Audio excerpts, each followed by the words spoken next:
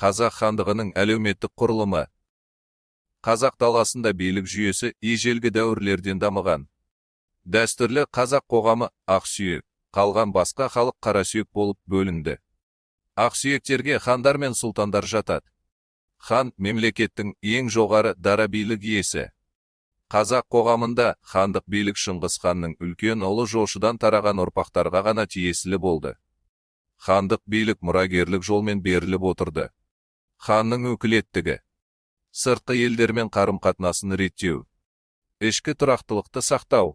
Діни мәселелер, азаматтық, әкімшілік және әскери істерді шешу. Алым-салық мөлшерін белгілеу.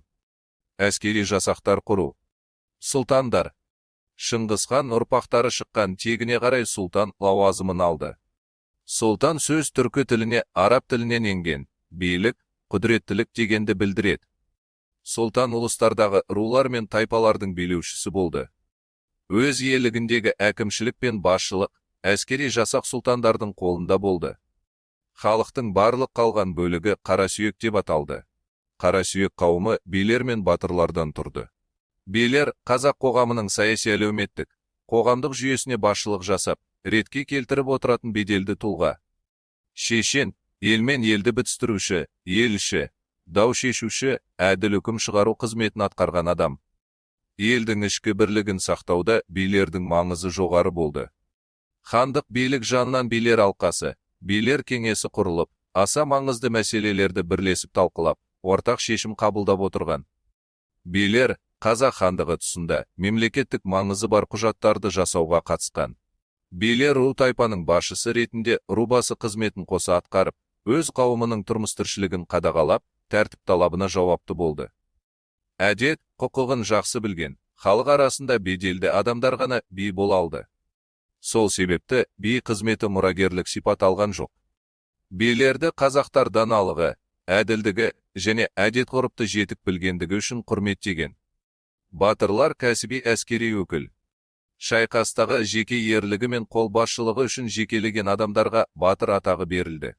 Соғыс кезінде әскери өнерді жетік меңгерген тәжірибелі батырлар және әскери қосындардың, әскер бөліктерінің әскербасы қызметтеріне тағайындалды.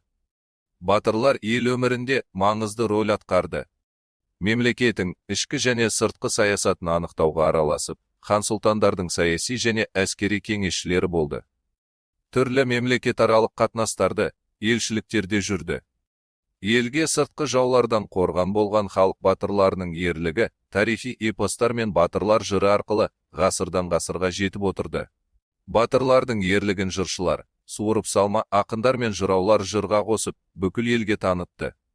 Батырлар айырым белгісі ретінде дулығасына құс қауырсындарынан жасалған жыға шаншып, найзалары мен сүңгілеріне өздерінің жеке туларын тағып жүрген. Сонымен, хандық кезеңдегі қазақ қоғамы негізгі екі әлеуметтік ақсүйек және қарасүйек топтарына бөлінді. Бұл бөлініс экономикалық емес, құқықтық белгілермен сипатталды. Рулар мен тайпалар ұлы жүз, орта жүз және кіші жүз деп аталған үш бірлестікке енді. Қарасүйек өкілінің жағдайы. Мейлі ол би немесе қатардағы көшпелі болсын, оның руы мен тайпасының атақ дәрежесі, беделімен анықталды.